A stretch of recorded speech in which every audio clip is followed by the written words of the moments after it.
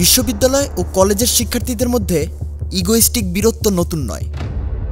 আবার এর মধ্যে যদি বলা হয় আপনি কারো অধীনে আছেন, তাহলে কোথায় যেয়ে ঠেকবে আপনার ইগো। এছাড়া বিভিন্ন সময় ঢাকা বিশ্ববিদ্যালয়ের প্রশাসনিক কাজে এসে হেনস্থার শিকার হওয়ার রুটিন ও পরীক্ষা নিয়ে লেজে গোবর অবস্থা সহ বিভিন্ন সমস্যার সম্মুখীন হন ৭ কলেজের শিক্ষার্থীরা। এ সকল ইস্যু নিয়েই বিভিন্ন সময় রাস্তায় নামেন ৭ কলেজের শিক্ষার্থীরা। সম্প্রতি তারা তাদের দাবি নিয়ে ঢাকা বিশ্ববিদ্যালয়ের প্রো ভিসির কাছে গেলে দুই পক্ষের মধ্যে কথা কাটাকাটি হয়।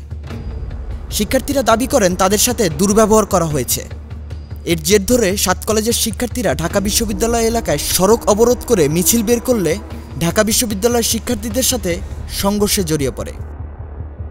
এসব কিছু মিলেই দীর্ঘদিনের আন্দোলনের ফলে ঢাকা বিশ্ববিদ্যালয় থেকে ৭ কলেজ আলাদা করার সিদ্ধান্ত নেওয়া হয়। জাতীয় বিশ্ববিদ্যালয় প্রতিষ্ঠার আগে দেশের সব ডিগ্রি কলেজ ঢাকা, রাজশাহী, চট্টগ্রাম ও কৃষি বিশ্ববিদ্যালয়ের অধীনেই পরিচালিত হতো। ১৯৯২ সালে সরকারি কলেজগুলো পাবলিক বিশ্ববিদ্যালয়ের নিয়ন্ত্রণ থেকে জাতীয় বিশ্ববিদ্যালয়ের অধিভুক্ত করা হয়। পরবর্তীতে ২০১৭ সালে শুধুমাত্র ঢাকার ৭টি সরকারি কলেজকে পুনরায় ঢাকা বিশ্ববিদ্যালয়ের অধিভুক্ত করা হয়। এই সিদ্ধান্তে মিশ্র প্রতিক্রিয়া দেখা যায় ৭ কলেজের শিক্ষার্থীদের মধ্যে। তবে সরকারের পক্ষ থেকে বলা হয়েছিল শিক্ষার মান উন্নয়নের জন্য এই সিদ্ধান্ত নেওয়া হয়েছে, কিন্তু শিক্ষার্থীরা বলছিল উল্টো কথা। শিক্ষার্থীদের ভর্তি, পরীক্ষা, কলেজ পরিদর্শন, মূল্যায়ন সহ বিভিন্ন গুরুত্বপূর্ণ কাজের বিষয়ে সক্ষমতার পরিচয় দিতে পারেনি ঢাকা বিশ্ববিদ্যালয়। এমনকি এই ৮ বছরে ঢাকা বিশ্ববিদ্যালয়ের প্রশাসনিক ভবনে ৭ কলেজের জন্য কোনো বিশেষ সেল বা আলাদা কোনো অফিস খোলা হয়নি, যেখানে এই কলেজগুলোর শিক্ষার্থীরা সেবা নিতে পারবে।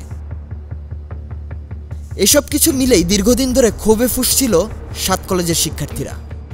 এরপর কয়েক দফা নানা ইস্যুতে শিক্ষার্থীরা রাস্তায় এসে নানা কর্মসূচি পালন করে। ২৬ জানুয়ারি এসব দাবি নিয়ে ৭ কলেজ শিক্ষার্থীদের এক প্রতিনিধি দল ঢাকা বিশ্ববিদ্যালয়ের প্রো ভিসি অধ্যাপক মামুন আহমেদের সঙ্গে কথা বলতে গেলে বাকবিতণ্ডা শুরু হয়। বিষয়টি শিক্ষার্থীদের ক্ষোভকে আরও উস্কে দেয়। সাথে সাথেই রাস্তায় নেমে পড়ে শিক্ষার্থীরা। এক পর্যায়ে মিছিল নিয়ে ঢাকা বিশ্ববিদ্যালয়ের দিকে এগিয়ে গেলে বিশ্ববিদ্যালয়ের শিক্ষার্থীরা তাদের বাধা দেয়। এরপরই শুরু হয় সংঘর্ষ। পরিস্থিতি নিয়ন্ত্রণে বৈষম্য বিরোধী ছাত্র আন্দোলনের সমন্বয়ক হাসনাত আবদুল্লাহ ঢাকা কলেজের সামনে এলে তাকেও দাঁড়াতে দেননি শিক্ষার্থীরা। বিক্ষুব্ধ শিক্ষার্থীদের তোপের মুখে পড়েন হাসনাত আবদুল্লাহ। পরবর্তীতে পরিস্থিতি নিয়ন্ত্রণে ৪ প্লাটুন বিজিবি মোতায়েন করা হয়। শিক্ষার্থীদের সরিয়ে দিতে সাউন্ড গ্রেনেডও ব্যবহার করে পুলিশ। এরপর তারা ছত্রভঙ্গ হয়ে যায়। এর পরিপ্রেক্ষিতে ২৭ জানুয়ারি সকালে কিছু দাবি নিয়ে আলটিমেটাম দেন কলেজের শিক্ষার্থীরা। এদিকে ৭ কলেজের অধ্যক্ষদের সঙ্গে বৈঠক করেন ঢাকা বিশ্ববিদ্যালয়ের ভিসি নিয়াজ আহমেদ খান। পরবর্তীতে বৈঠকে সিদ্ধান্ত নেওয়া হয় ৭ কলেজ আর ঢাকা বিশ্ববিদ্যালয়ের অধীনে থাকছে না।